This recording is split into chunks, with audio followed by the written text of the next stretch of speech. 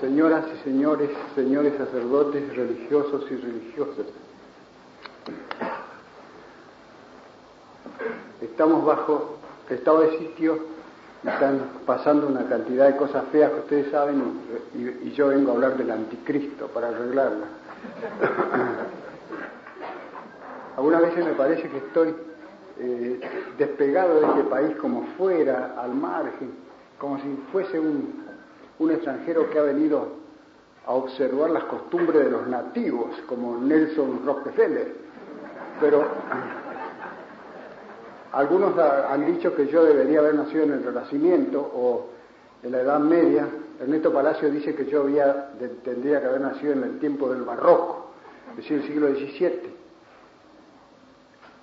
Es decir, que sería una especie de siete vecinos al revés. Nací fuera de tiempo, pero en vez de decir nacer demasiado antes, nací demasiado después. Sería un plus siglos mesino.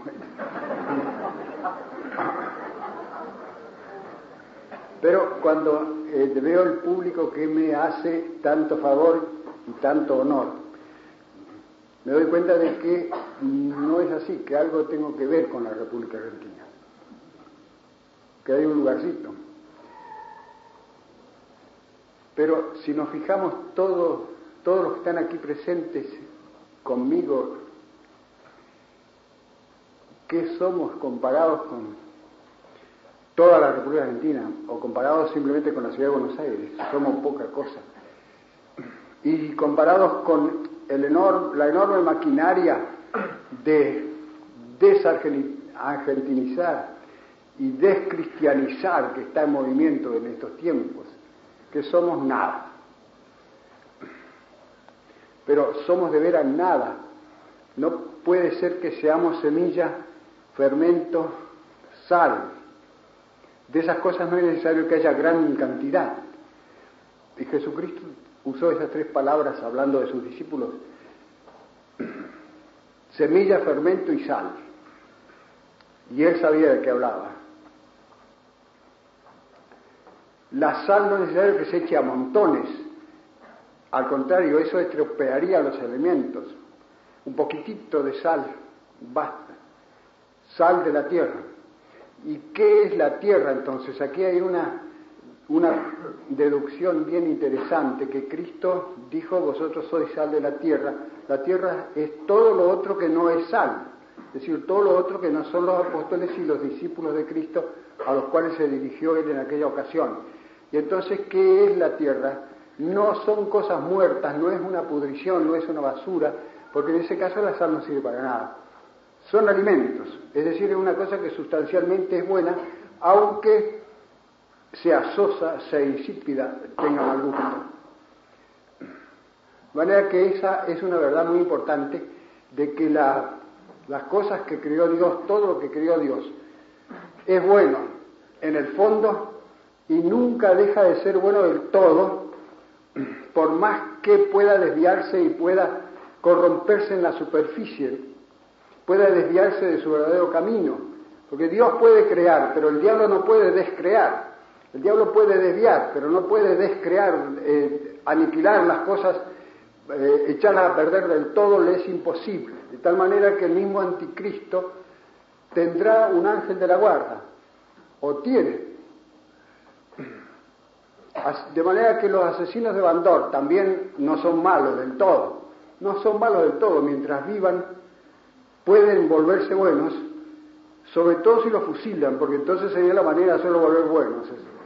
Ahora que no lo van a hacer, van a dejar que se vayan cuerpo y alma al otro mundo, se pierdan cuerpo y alma al otro mundo con su crimen. Pero no están cortados mientras vivan de la misericordia de Dios. Y así hay una cosa que dicen los santos padres y es interesante, y es que en el fin de los tiempos, a pesar de la tremenda apostasía que va a causar el anticristo, detrás del cual van a irse medio mundo o más de medio mundo, sin embargo la mayoría de los que vivan entonces se van a salvar, porque con la venida de Cristo van a empezar a llorar y a hacer penitencia los que cayeron en eso por debilidad, por la tremenda potencia de engaño que va a tener el anticristo. De manera que, así como ha habido una tremenda presión hacia el error, así también va a haber una misericordia grandísima de Dios. De manera que 45 días o quizá más en la profecía de Daniel están marcados allí de una manera oscura, que después de la venida de Cristo va a haber un tiempo que puede ser 3 meses, puede ser 3 meses más 45 días, 4 meses y medio, en que se va a poder hacer penitencia, y van a hacer penitencia muchísima gente. Feliz aquel que llegue al día 1335, dice Daniel. Y después de eso, ¿qué viene? Según los milenarios o milenistas, viene un reino de 1000 años o de muchos años, un reino próspero y de triunfo de la Iglesia en el mundo hasta el juicio final. Y según los otros, los adversarios, los antimilenaristas o alegoristas, viene el juicio final inmediatamente. Después de la venida de Cristo viene el juicio final inmediatamente. De eso veremos en la clase próxima.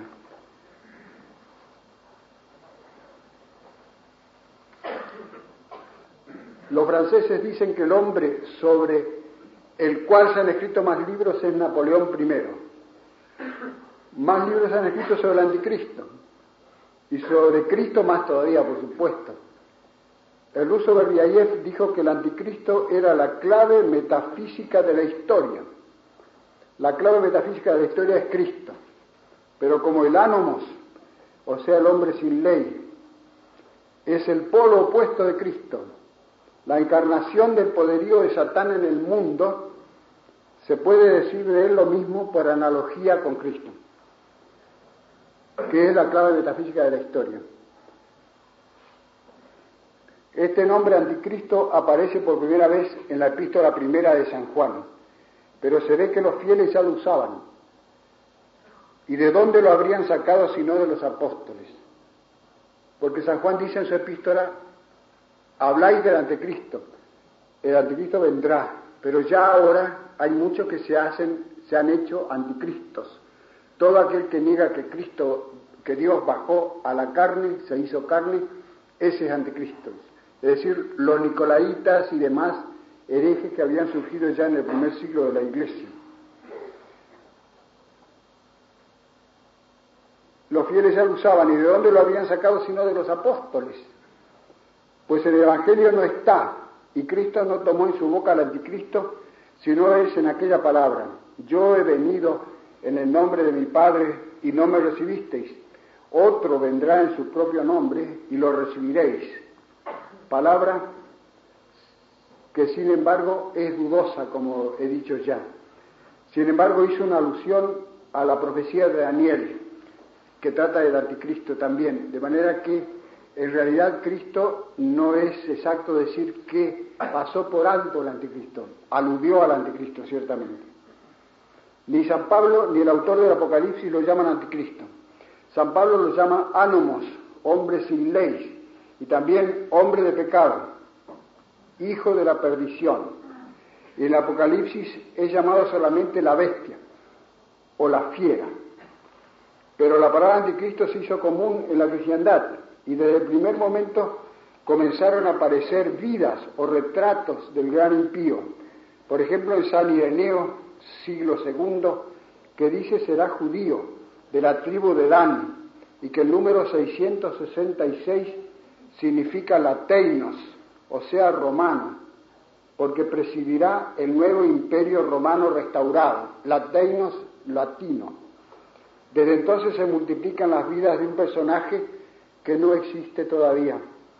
Aún no nació y ya estornudó.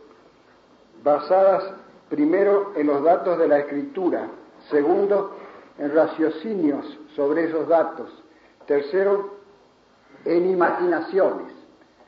Así se forma la leyenda del anticristo, que tiene su expresión mayor en el libro enorme de Tomás Maluenda, dominico, de 1644, donde está todo lo que hasta 1644 se había dicho: escritura, raciocinios y fantasías. Casi al mismo tiempo, dos grandes teólogos jesuitas escribieron sendos libros de Anticristo, Francisco Suárez y San Roberto Bellarmino, y de entonces acá muchos otros. El mejor de todos para mí, el más fino y científico, el Vonende der Zeit, el fin del tiempo, tercera parte, del gran filósofo alemán Joseph Pieper. Es muy breve, es un resumen de lo que se dice del anticristo en la Iglesia.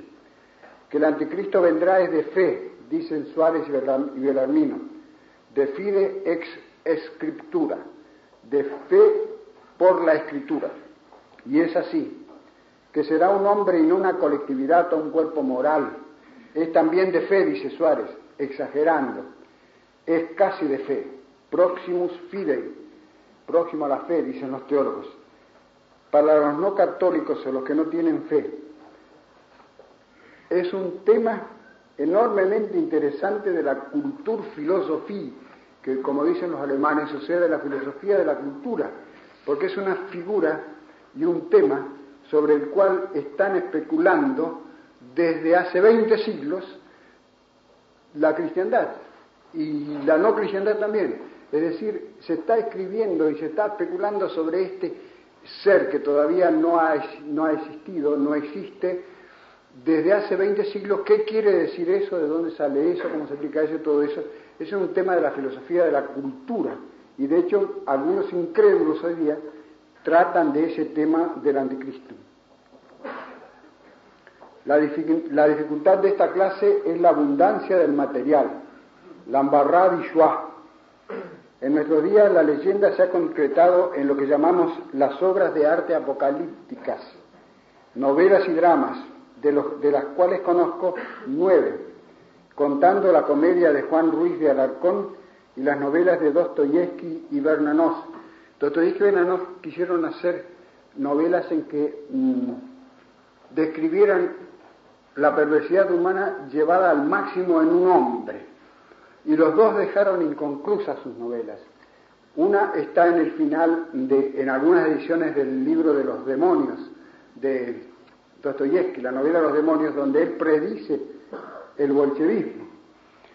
Y la otra, Bernanos, es una novela que se llama Monsieur Wynne, que no la acabó del todo, y la publicaron como él la dejó muy confusa, y ahí quiere pintar él un hombre enteramente perverso y enteramente sometido a la acción del demonio, a la inspiración del demonio, que es un profesor de lenguas en un pueblo de Francia, y esparce el mal a su alrededor sin hacer nada positivamente, nada más que con una especie de influjo magnético, de las cuales, como he dicho, aprecio como las mejores Señor del Mundo de Benson y el diálogo tercero de Soloviev.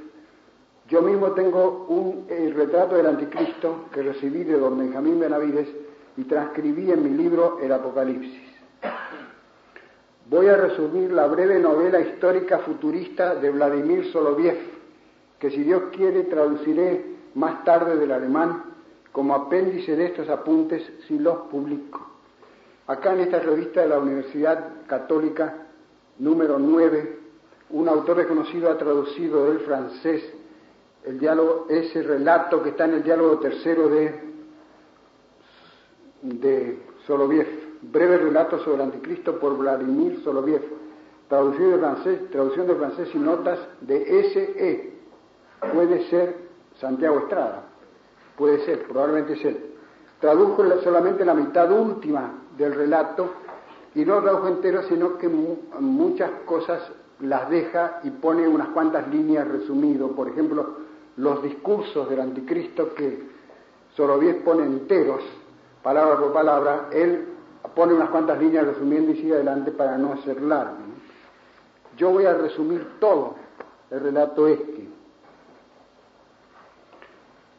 Soloviev fue un filósofo, el único que han tenido los rusos, muy piadoso y bastante extravagante.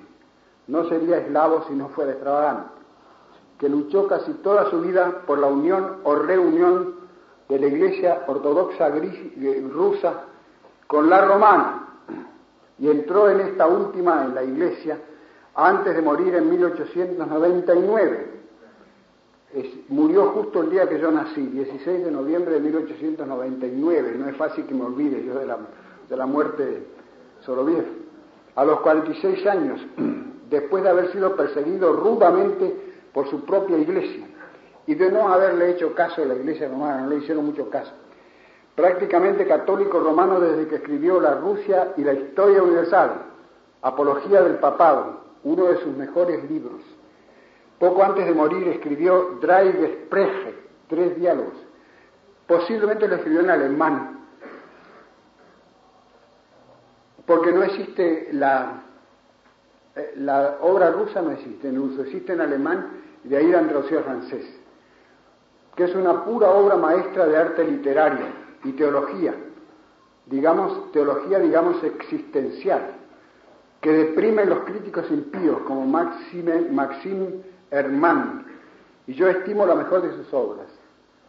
Maxim Hermann es un crítico francés que ha publicado algunas obras de Soloviev con grandes introducciones. Los diálogos tratan del problema del mal, über das Böse, sobre el mal, y cada uno de sus 6 personajes, el general, el político, el señor Z, la dama, el príncipe y al fin el ermitaño Pansofios, representa cada uno un movimiento ideológico de su tiempo, por ejemplo, el tolstoísmo, el liberalismo, la tradición antigua rusa encarnada en el general, la ligereza social de la dama, que quiere arreglarlo todo con palabras, todo esto. Cada uno representa un movimiento ideológico de su tiempo sin dejar de tener un carácter personal, lo cual los hace netamente dramáticos. Tiene valor literario dramático porque no se reduce a discusiones abstractas, sino que cada uno de los personajes surge con su carácter propio en los diálogos. Al fin de la obra, como última y definitiva solución al problema del mal, el señor Z, que representa al mismo Soloviev, lee una breve narración sobre el anticristo que atribuye a un monje finado, Pansofius, que la habría dejado incompleta. Esta novelita sobre el anticristo, 37 páginas grandes, es la que más se ciñe al Apocalipsis de todas las que conozco. Es decir, la invención del autor está casi del todo ausente, no hace más que traducir el Apocalipsis a términos de la vida moderna o de los tiempos modernos. El siglo XX después de Jesucristo fue la época de la última gran guerra, con sus discrepancias y peripecias. Así comienza la novela. Resumiré el relato lo mejor que pueda.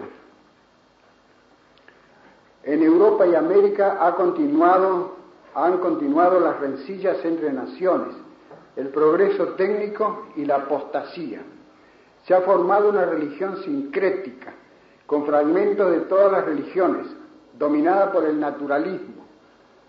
En Asia se han unido el Japón y la China, fundiéndose por un matrimonio las 2 dinastías imperiales, la del Celeste Imperio y la del Sol Naciente. El primer emperador Obod Dihan efectúa conquistas en toda Asia, echa a todos los europeos y deja a su hijo un ejército de 200 millones de amarillos, el cual con 40 millones de ese ejército vence al ejército ruso, somete a Rusia y ocupa toda Europa, compuesta entonces por una cantidad de democracias, menos a Inglaterra, que compra su inmunidad con 1.000 millones de libras esterlinas. El yugo mongol sobre Europa dura medio siglo. Los amarillos se mezclan con los blancos y surge una población de mestizos. Poco a poco, una conspiración secreta para echar a los mongoles se fue formando en toda Europa, y en todas partes estallaban motines nacionalistas y matanzas de soldados amarillos.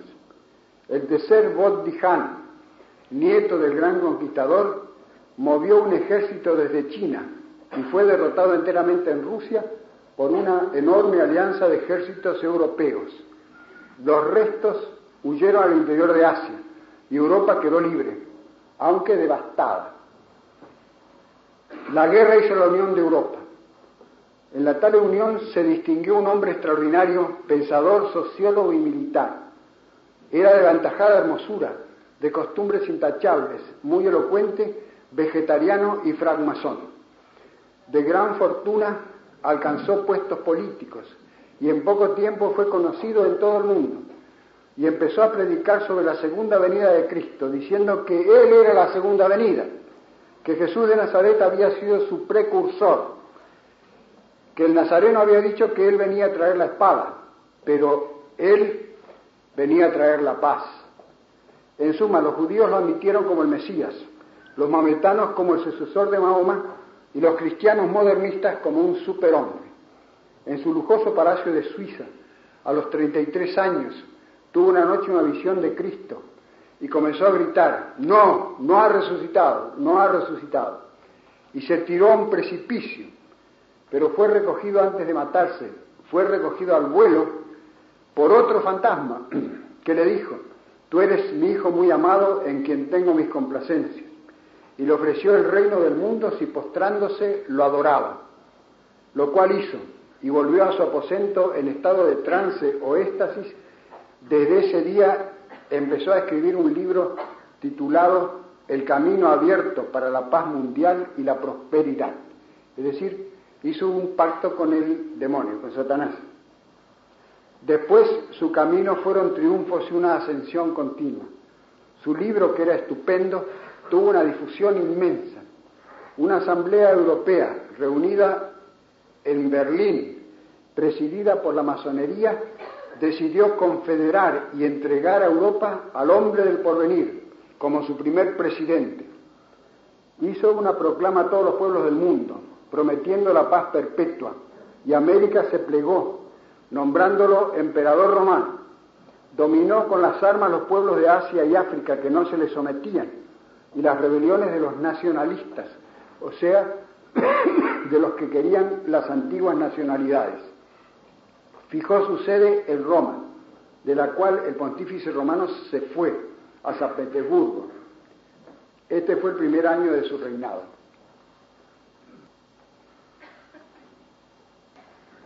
En el segundo año de su reinado, resolvió la cuestión económica, la cuestión financiera y la cuestión social. Y hubo para toda la tierra la igualdad en la saciedad. Pero cuando el hombre está saciado, quiere diversiones. De eso se encargó el mago Apolonio, que era un yoga hindú versado en todas las ciencias ocultas del Oriente y al mismo tiempo un gran ingeniero electrónico, consagrado sacerdote y obispo. Este se vino al lado del hombre del porvenir y anunció que en los libros sagrados de la India había aprendido que el emperador era el último salvador y redentor del mundo y era de estirpe y naturaleza divina. Este instituyó el culto del Augusto, parecido al culto del emperador que hubo en Roma. El emperador, a su vez, consiguió que el papa reinante lo nombrara cardenal, con miras al papado, al mago Apolonio. Los cristianos tibios de ese tiempo se pasaban por millares al culto del emperador.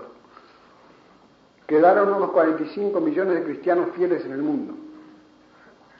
Muerto el papa de Gloria Olive, de origen judío, los cardenales eligieron al cardenal Simón Barionini, que tomó el nombre de Pedro II. Simón Bargiona fue el nombre de San Pedro. El protestantismo se había fundido todo en el luteranismo alemán, presidido por el profesor teólogo Ernst Paulus, y el cisma griego o Iglesia Ortodoxa rusa estaba gobernada por el archimandrita Juan, un santo viejo del cual creían algunos rusos era el mismísimo apóstol Juan, que no había muerto. Esta fue una superstición que hubo en la primitiva iglesia, de que San Juan no iba a morir hasta el fin del mundo. Y San Juan mismo en su evangelio al final corrige esto diciendo: de ahí vino que algunos discípulos dicen que yo no voy a morir hasta el fin del mundo. Y no dijo eso Cristo, sino que le dijo a San Pedro: si yo quisiera que éste quedara vivo hasta el fin del mundo, ¿a ti qué te importa? Pero no dijo que iba a vivir hasta el fin del mundo. Pero, de hecho, ha permanecido hasta el fin del mundo con su Apocalipsis. A estos tres obedecían 45 millones de cristianos que no eran muy favorables al sospechoso emperador. Este hizo una proclama al mundo, anunciando que había resuelto el problema político con la paz perpetua, el problema económico con la igualdad en la saciedad, iba a resolver el problema religioso con la unión de todas las religiones, para lo cual convocó un concilio ecuménico en Jerusalén, donde había trasladado su sede después de reinar 3 años en Roma. ¿Para qué les voy a describir la magnificencia del regio salón del Palacio Imperial, que Soloviev describe largamente, donde debajo del trono del Augusto estaban los 3 mandatarios cristianos, Pedro, Pablo y Juan, con sus comitivas, y más allá, un inmenso público de hinchas del emperador. Su discurso, que el cronista Pansofius pone palabra por palabra, se redujo a invitar a los cristianos a reunirse en él, haciendo espléndidas promesas a cada uno de los 3 grupos. A los católicos les prometió restituir a Roma la sede apostólica y darle todos los dones y privilegios que les había dado nuestro excelso predecesor Constantino el Grande. El Papa Pedro no respondió una palabra, pero una gran parte de su comitiva, incluso sacerdotes, monjes y obispos, se desprendió y fue a reunirse con la comitiva imperial. Después, dirigiéndose a Juan, el superhombre le prometió fundar en Constantinopla un gran museo arqueológico cristiano, donde reunir los testimonios de la tradición de 20 siglos, sobre todo de la Iglesia Oriental, y una parte de los ortodoxos aceptó el ofrecimiento y se unió a los imperiales.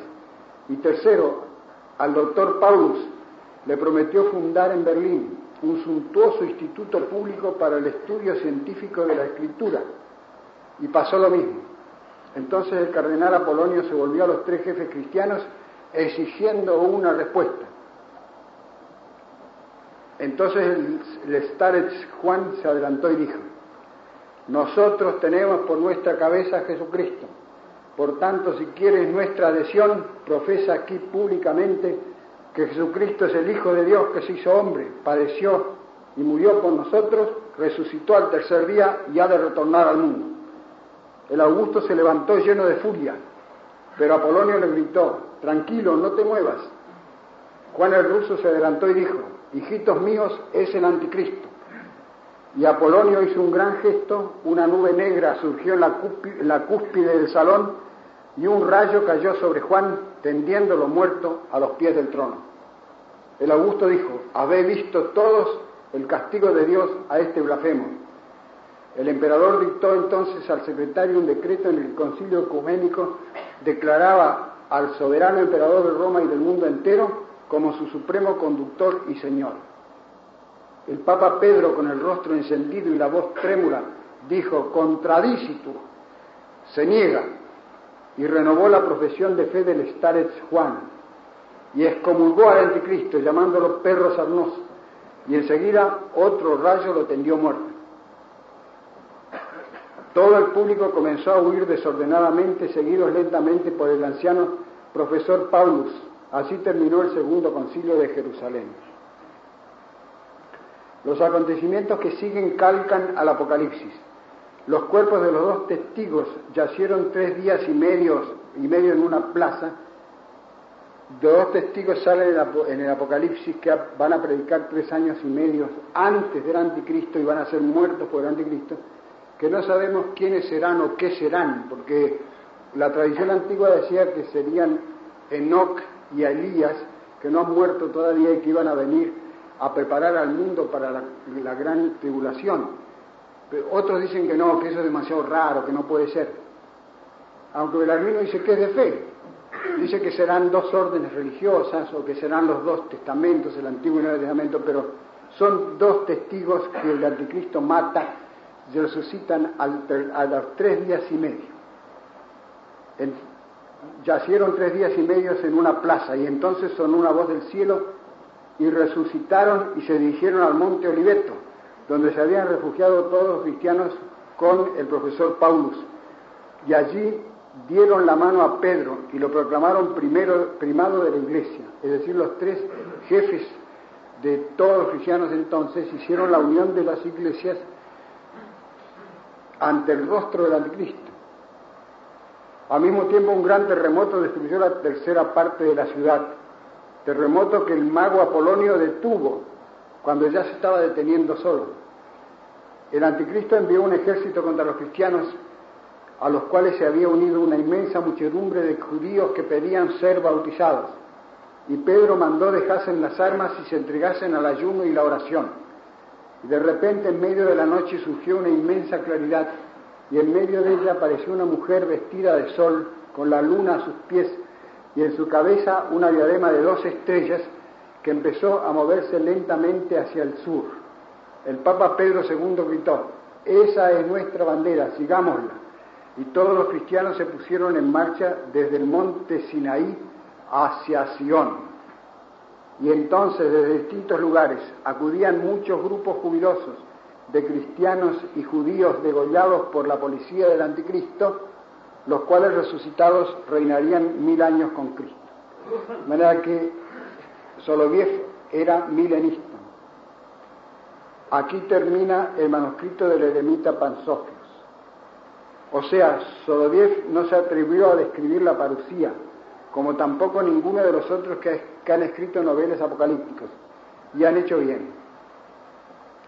Sin embargo, el señor Z, o sea, Soloviev mismo, añade algunos pormenores que dice oyó al mismo Pansofios. Por ejemplo, el pueblo judío que recibió al anticristo como Mesías cae en la cuenta de la realidad y se subleva. El emperador pierde los estribos y condena a muerte a todo cristiano o judío desobediente. En el momento en que está por darse una gran batalla sobre el Mar Muerto, se abre allí un enorme cráter volcánico que, a pesar de los sortilegios intentados por Apolonio, devora con sus llamas al anticristo y al pseudo profeta. Aterrados, los judíos corren a Jerusalén, desde donde ven que un relámpago corta el cielo de oriente a occidente y Cristo, en vestiduras regias, desciende mostrando en sus manos las llagas de su pasión. En tiempo de Soloviev no existía ni el comunismo ni la bomba nuclear, que sin duda tienen que ver con el anticristo. Del nombre de la bestia 666, o del número de la bestia, en latín y en griego los números se ponen con letras. Y componer adivinanzas con números que signifiquen una cosa se llama gematría. Los antiguos eran aficionados a hacer eso, una especie de paradas cruzadas. Del nombre de la bestia 666, Soloviev nada dice, ascribiéndose a la opinión de Belarmino, o sea, que la opinión más sabia es la de quienes dicen que no saben. 30 nombres se han compuesto con esa cifra, en latín, en griego y en hebreo, y también en francés. Y el mismo Belarmino compuso uno en broma, o Saxeinos, el sajón, sobre el nombre de Lutero. También han compuesto de Mahoma, de Napoleón I, de Hitler, qué sé yo, han compuesto muchísimos nombres para decir que eran el anticristo. La hipótesis que más me gusta es la de San Ireneo y el mártir Hipólito, la Teinos, que significa romano, por creer estos intérpretes ya en aquellos primeros siglos, cuando el imperio romano estaba boyante, que el anticristo iba a restaurar el imperio de Augusto, como creen la mayoría de los santos padres. En la otra clase les dije que hay un lío muy grande, hay 3 aparentes contradicciones o paradojas en lo que dice el Apocalipsis acerca del anticristo, acerca de la bestia del mar, que se resuelven si uno acepta esta opinión común de los santos padres, que va a haber una restauración del imperio romano. Es decir, que el anticristo va a ser la cabeza de un imperio tan bien organizado, tan fuerte y tan implacable como fue el imperio romano, que por lo tanto será uno de los 7 y el 8º, y sin embargo será uno de los 7, dice San Juan. Los 7 grandes imperios que se han sucedido en la historia son 7 cabezas de la bestia del mar, de la cual la última es el imperio romano. De manera que la 7ª y después la restauración del Imperio Romano es la octava, y sin embargo es la séptima también, dice San Juan. Se resuelven esas antinomias o aporías que hay ahí en el Apocalipsis con esa hipótesis de los santos padres. Cuando aparezca se sabrá, dice Bossuet. Efectivamente no sabemos aún lo que significa 666 con certeza. Yo he recibido 3 o 4 cartas de gente que me indica qué significa 666 y también que dicen que está muy cerca la aparición del anticristo y qué sé yo. No sabemos. Hay que responder a los que le preguntan a uno si cuándo vendrá el anticristo, si está cerca o lejos. Hay que responder lo que responde Franco cuando le preguntan cuándo se va a ir. Responde, algún día tiene que ser. Pero el día de Franco no está muy lejos. 4 eruditos alemanes han defendido que 666 puesto en letras hebreas da Nerón César, diciendo que San Juan quiso decir que el anticristo, decirle a los cristianos que el anticristo era Nerón, lo puso así cifrado para que no lo pudiesen perseguir por eso, castigar, con una pequeña trampita que es suprimir la E, Nerón Xar, dicen. Que esto sea así aplicado al tipo de esta profecía puede admitirse, pero el antitipo no lo sabemos. La teinos, diría yo. De la madre del superhombre dice Soloviev que fue una dama de costumbres disolutas que nunca quiso decir quién fue el padre, lo cual también está en la leyenda, aunque con añadiduras y detalles extravagantes y atroces, como se puede ver en la comedia de Alarcón, El Anticristo. Alarcón hace que el anticristo mate a su madre como hizo Nerón, pero que haga una cosa que ni Nerón hizo, es decir, que la ultraje antes de matarla. Es la comedia más floja del gran dramaturgo mexicano, es mediocre o inframediocre, con muy poca Biblia y mucha vulgaridad, sin teología, sin poesía y sin misterio, reducido el tema más intocable a un pueril juego de marionetas. Tiene algunas cosas buenas, por supuesto, tenía talento dramático y sobre todo un gran versificador era Alarcón, pero el tema le quedaba grande, tomó un tema demasiado grande, tiene comedias muy buenas, discretas, pero aquí falló y se dieron cuenta los españoles de aquel tiempo porque le silbaron la comedia en varios teatros. Tiene algunas cosas buenas, por supuesto, como el gracioso. Un judío llamado Balán, que se convierte a la iglesia, después se convierte al anticristo, después de nuevo a la iglesia, y es gracioso de veras. Porque cuando disputa el profeta Elías con el anticristo, disputan acerca de la divinidad de Cristo, cuando el anticristo dice un argumento fortísimo que lo aplauden, el judío que tiene el bonete de los judíos que llevaban en ese tiempo, se pone el bonete, si se vuelve judío. Y cuando Elías le responde con otro argumento más fuerte, se saca el bonete y se vuelve cristiano, y así anda todo el tiempo. El profeta Elías, que anda acompañado de una dama cristiana llamada Sofía, lucha con un falso Elías, y después tiene una discusión larguísima con el anticristo, la cual tiene de curioso que los argumentos que el anticristo da contra la divinidad de Cristo son los que daban los judíos de aquel tiempo, siglo XVII, y de todos los tiempos. Y son los que dan hoy los racionalistas alemanes contra la divinidad de Cristo, refutados 100 veces. Es decir, dicen, por ejemplo, esa profecía de Isaías se aplica a David, esa profecía de Jeremías se aplica a Salomón, esta se aplica al mismo Jeremías. De manera que oscurecen, turban todas las profecías del Antiguo Testamento para que no puedan aplicarse a Cristo. Cuando llegan a las 70 semanas de Daniel, en que Daniel predijo el tiempo en que iba a aparecer Cristo y el tiempo en que iba a predicar y el tiempo en que iba a ser muerto y la dispersión de los judíos, no hay caso, no se puede arreglarse de ninguna manera, y entonces han puesto en el Talmud un precepto que dice: maldito sea el que se pone a calcular las semanas de Daniel.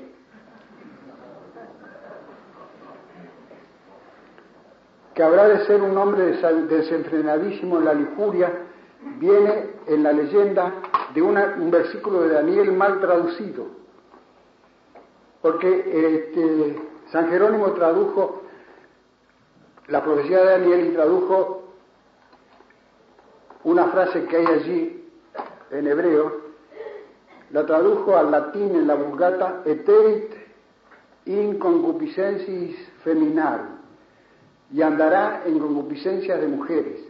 Y ahí sacaron eso de la gran liviandad y lascivia del anticristo. En realidad lo que dice Daniel es diferente. Se vio que se había equivocado San Jerónimo. Daniel dice, y no respetará a ninguno de los dioses, ni siquiera a los dioses de sus mayores, al Dios de sus mayores, ni siquiera al Dios que es la delicia de las mujeres. Eso es lo que tradujeron, y andará en concupiscencias de mujeres. Las delicias de las mujeres, el Dios que es la delicia de las mujeres era Adonis entre los griegos, Tammuz para los sirios. Y eso es lo que quiere decir, que va a ser adverso a todos los dioses, a todas las religiones.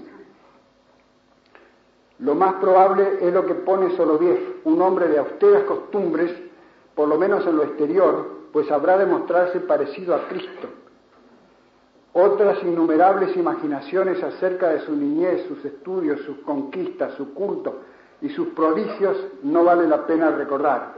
Por ejemplo, dicen que antes de nacer ya fue poseído por el demonio, que no iba a tener ángel de la guarda, que iba a nacer con todos los dientes, que a los 7 años iba, él solo por sí mismo iba a aprender toda la geometría de Euclides, que el demonio le iba a revelar muchísimos tesoros ocultos, de manera que iba a ser riquísimo, que iba a ser un hombre más sabio que Salomón, iba a apabullar a todos los sabios del mundo con su sabiduría, que iba a nacer sacrílegamente de una religiosa apóstata y un obispo cristiano apóstata. En cuanto a sus prodigios, hay un notable hallazgo hecho por Newman, el cual dice que probablemente serán prodigios de la técnica científica y no de magia o prestidigitación, lo cual también dijo Selma Lagerlöf en su novela Los milagros del anticristo, gran novelista sueca, la cual dice que el anticristo será el socialismo y sus prodigios la técnica. San Pablo dice serán prodigios hechos con el poder de Satanás, in operaciones satanas, lo cual no dejaría muy bien a la actual técnica, de ser cierta la opinión de Newman, porque estaría dirigida por Satanás. Que el anticristo será un hombre particular y no una colectividad, como pone Soloviev, pone que es un hombre particular. Dice el padre Suárez que es de fe, exagerando un poco. La disputa surgió en tiempo de los protestantes, cuando dijeron que el anticristo no era un hombre, sino el papado, es decir, una sucesión de hombres, aunque un antiguo, Armasius, ya había adelantado esa opinión, pero el que la defendió más acérrimo y a capa y espada fue el padre Lacunza, empeñado en hacer a la masonería y el filosofismo, que habían suprimido su orden, la Compañía de Jesús, por medio del Papa Clemente XIV, el mismísimo hombre de pecado. Quería hacer que esa herejía que había en su tiempo, la masonería y el filosofismo, fuesen el anticristo. Lo siguen hoy los llamados testigos de Jehová, que dicen el anticristo es, asómbrense ustedes, la Sociedad de las Naciones y la ONU. Y el imperio dual de la raza anglosajona, Inglaterra y Estados Unidos, es la séptima cabeza de la bestia, o sea, el séptimo imperio, Pamplina. Pero esta es graciosa porque tiene a su propia nación, Estados Unidos, como parte de la bestia. En realidad son judíos más bien estos, siguen una secta judaica, de manera que no más bien que yanquis, son cosmopolitas. Estas dos opiniones, un hombre o bien una colectividad, se pueden conciliar y se deben conciliar. Son las dos cosas, será las dos cosas, un gran movimiento a cuya cabeza estará un hombre. Es una ley de la historia que todo movimiento se da a un jefe, y ese jefe hace triunfar el movimiento, como Mussolini con el nacionalismo italiano, y así también lo pinta Soloviev. La apostasía comenzada suscita al hombre que la corona. Y es el sentir de los santos padres y de San Pablo que el anticristo no precederá la apostasía comenzante, sino que presidirá la apostasía consumada. Nada dice tampoco solo bien del obstáculo, viejo enigma tan disputado. San Pablo dice a los de Tesalónica, en la segunda epístola a los tesalonicenses, para desengañarlos de que aún no era el fin del siglo, ¿no veis que todavía no ha desaparecido el obstáculo? Y pone esa palabra griega en neutro y después en masculino, catejon y catejoón, lo que obstaculiza y el que obstaculiza.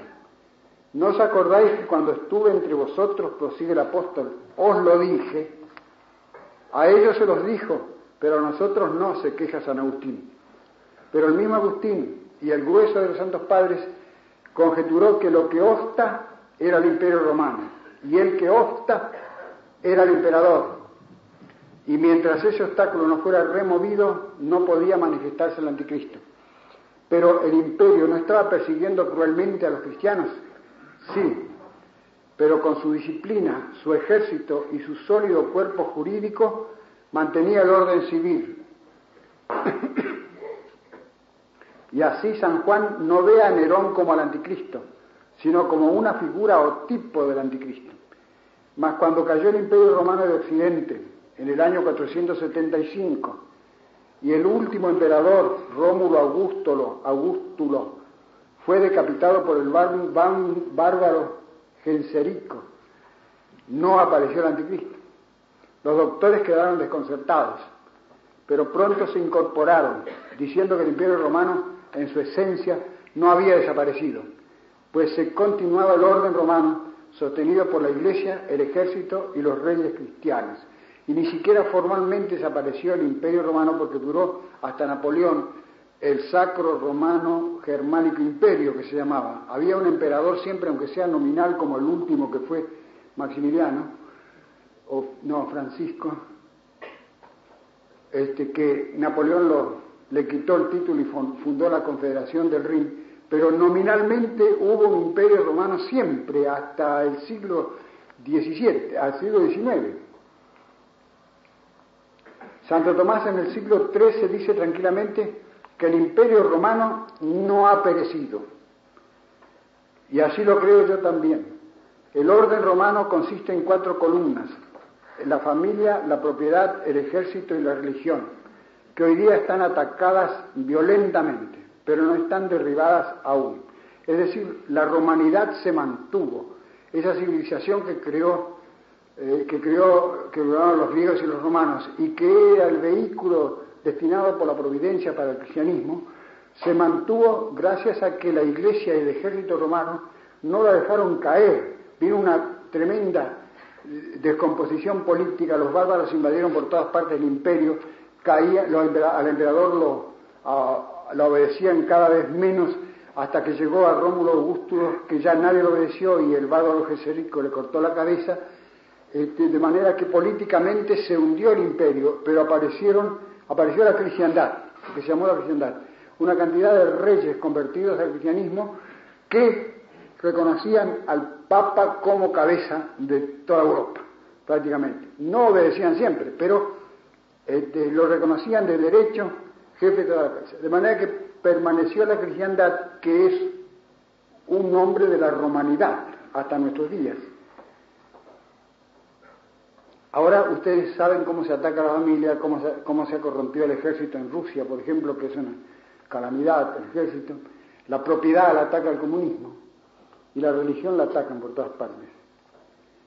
Después de la visión de la caída de Babilonia, muda bruscamente el plano de la profecía, el cual se hace metahistórico de infrahistórico que era. Es decir, viene la batalla de Armagedón,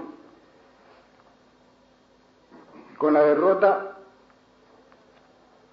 del anticristo y del diablo, a cargo de Jesucristo. Después el milenio y después el juicio final, que son objeto de la clase próxima.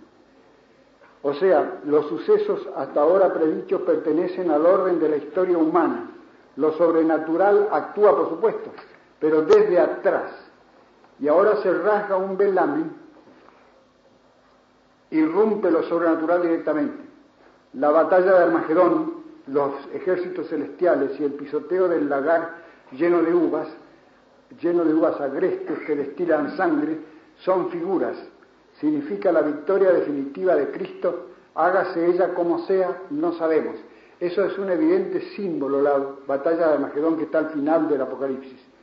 También puede ser figura el reino milenario, no lo sabemos. Los milenistas lo interpretan literalmente, los alegoristas lo interpretan alegóricamente, como veremos en la clase próxima. Así que el consuelo y la alegría del fiel, que este libro atroz solamente en la apariencia, no solamente anuncia, sino que manda, es de orden sobrenatural, pues está basado en la esperanza, que es virtud sobrenatural. Con respecto a la infrahistoria, o sea, la historia común, natural de la humanidad, nuestra historia, el cristiano debe ser pesimista, porque sabe que va a terminar con una tremenda agonía. Con respecto a toda la historia, debe saber que acabará bien, o sea que esa gran agonía va a ser un parto, en realidad no va a ser una muerte, pero por una intervención divina directa, por la intervención directa de Cristo. Y otra cosa paradojal le está mandada: tiene que esperar los bienes eternos y al mismo tiempo no debe despreciar la creación y los bienes temporales, sino apoyarlos hasta el último momento, porque como decía al principio, todo lo que está sobre el universo es bueno en el fondo, y no como los maniqueos que los tienen por radicalmente malos. Son en el fondo buenos, y su Señor y Dueño es Cristo y no el demonio, que es actualmente un usurpador, que va muerto, como dicen los porteños. Todas las criaturas están actualmente oprimidas y doblegadas en su naturaleza, pero sin ser destruidas en su naturaleza, esperando con gemidos su transfiguración en Cristo, dice San Pablo, en la epístola que se leyó el domingo antepasado. Y aquí está la razón última de todos estos horrores. El demonio no va a abandonar su dominio sin lucha. El Apocalipsis lo pinta arrojado del cielo a la tierra y con duplicada furia por saber que poco tiempo le queda. El dragón es el príncipe de este mundo, palabra de Cristo, el cual no le respondió: mientes, no puedes hacer eso, cuando en el monte le ofreció todos los reinos de la tierra si lo adoraba. Tiene un poder enorme en el mundo el demonio, no hay que disimular eso, no hay que engañarse, porque probablemente era el ángel que estaba prepuesto, o el arcángel que estaba prepuesto al gobierno de la tierra y de todas las cosas sensibles. Al pecar no perdió ese poder, ese dominio, porque los dominios de los ángeles están radicados en su propia naturaleza, tienen una relación íntima con la cosa a la cual están prepuestos. No podrían obrar sobre la materia sensible porque son espíritus si no hubiese una relación especial hecha por Dios cuando los creó a una u otra cosa. Por lo tanto, al pecar no perdió ese poder, porque no perdemos nuestras facultades, nuestra inteligencia o nuestra vida al pecar, sino que simplemente nos desviamos. A la larga puede ser que la perdamos a fuerza de pecados, pero de suyo un pecado no le quita al hombre los dones naturales que tiene. Y así el demonio no perdió sus dones naturales, sino que quedó con ese poder tan asombroso que Cristo le llama el príncipe de este mundo. Y cuando lo tentó diciéndole que le iba a dar todo el mundo si lo adoraba, Cristo no le dijo: eso es macana, no puedes hacer eso, sino que le dijo: no, hay que adorar a Dios solamente. No le recusó esa afirmación del demonio. Y San Pablo le llama más que el príncipe de este mundo, le llama el Dios de este mundo. Así también en el curso de la historia, lo mismo que en las dos primeras tentaciones, el demonio ha trabajado con disimulo y su gran táctica ha sido hacer creer que no existe o que puede poco, pero en los últimos tiempos va a jugar el todo por el todo, y su última carta será ese hombre misterioso, enteramente perverso y entregado al gran perverso que llamamos el anticristo. Cristo en su recitado escatológico nombró la devastación abominable o abominación devastadora, como dijo Daniel profeta, el cual lo dice en la predicción que hace del anticristo, tomando como tipo y precursor al tirano Antíoco Epifanes. 3 veces usa esta frase Daniel, la devastación abominable. Una vez, cuando Antíoco destruyó la religión de los judíos, hizo muchísimos mártires, suprimió el sacrificio, profanó el templo. La segunda vez, cuando en Jerusalén los romanos profanaron otra vez el templo, entrando con sus águilas que eran ídolos al territorio de los judíos, que lo tenían prohibido. Los judíos habían puesto como condición de someterse a los romanos que no iban a entrar ídolos allí en su territorio. Y la tercera, que está, es el anticristo, predicho también por Daniel.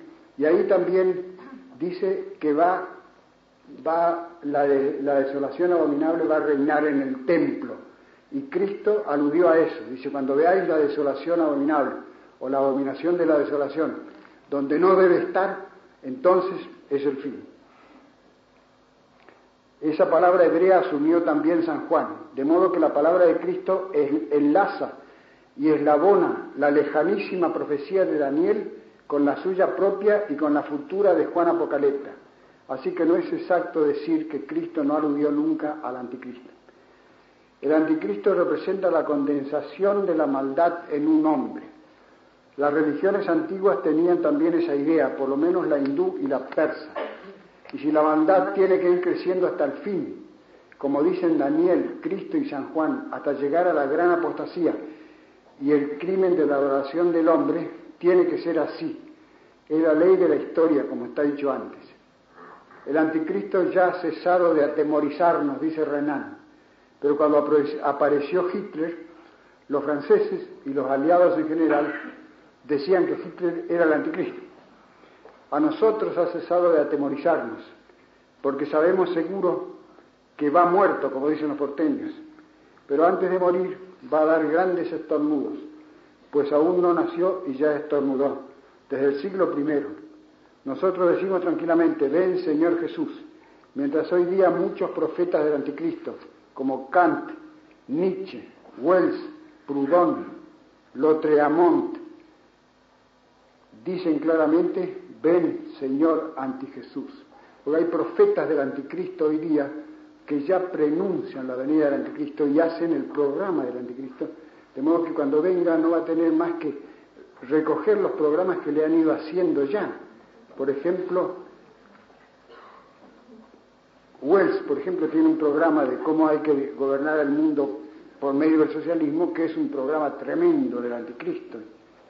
Nietzsche con su superhombre, el superhombre que está tan por encima de los hombres como el hombre está por encima del mono, que es comparado con el hombre actual, será comparado con el hombre actual, lo que el hombre actual es comparado al mono, es un retrato del anticristo que hacen sus obras. Y así los otros. Puedo terminar, si me permiten, ya que hoy no he sido demasiado largo, con la mención del anticristo que hace San Pío X en su encíclica Ex Supremi, una encíclica poco conocida del Santo Papa Pío X y muy importante. En las 4 colecciones de encíclicas papales que tengo no está en ninguna de ellas. Se fijan en la condenación del modernismo, en la condenación, el sílabus o la condenación del liberalismo, la comunión frecuente de los niños, pero no han dejado a un lado esa encíclica que no se puede encontrar, es difícil encontrar.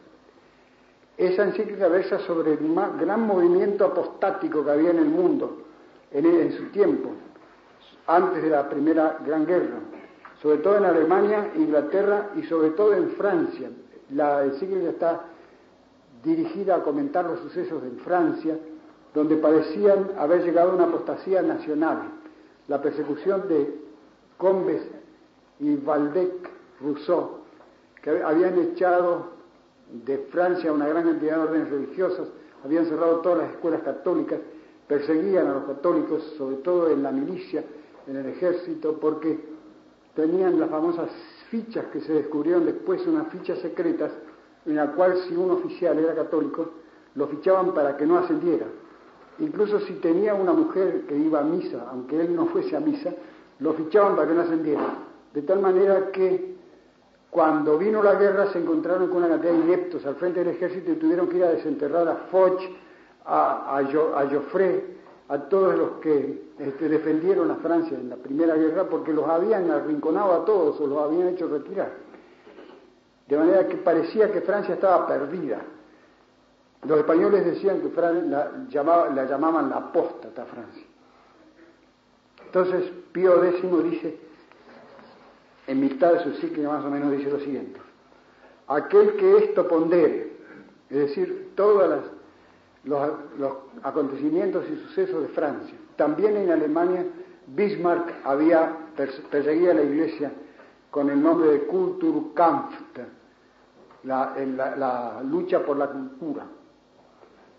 Aquel que esto pondere realmente es necesario, tenga temor si de los males que en aquel tiempo hemos de aguardar, en aquel último tiempo hemos de aguardar, esta perversidad de los ánimos no sea una libación y como un exordio, y de que aquel hijo de la perdición de que habló el apóstol San Pablo no ande ya por la tierra.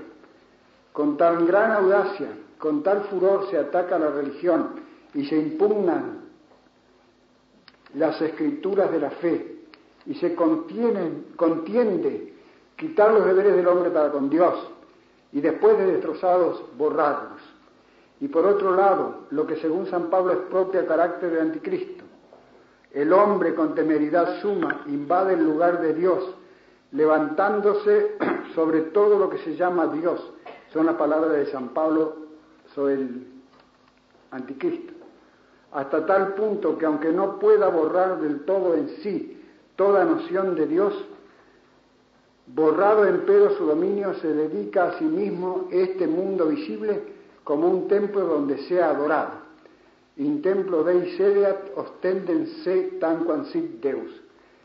Se sienta en el templo de Dios mostrándose como si fuese Dios. Muy bien, nada más. Muchas gracias.